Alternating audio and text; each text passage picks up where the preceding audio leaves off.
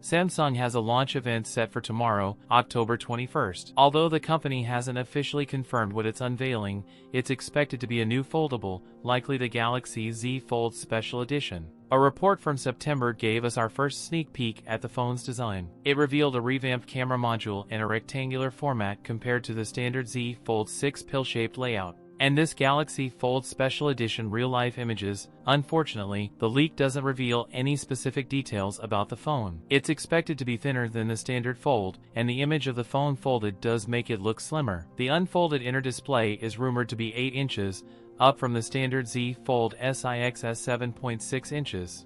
The outer display is also expected to grow from 6.3 inches to 6.5 inches. Rumors claim it will come with the Snapdragon 8 Gen 3 SoC, a 200MP primary camera, and an IP48 rating. According to current reports, it will have a limited release, mostly available in Korea and China. That's it for today's video. If you enjoyed it, don't forget to like, comment, and subscribe for more content. Thanks for watching, and I'll see you in the next one.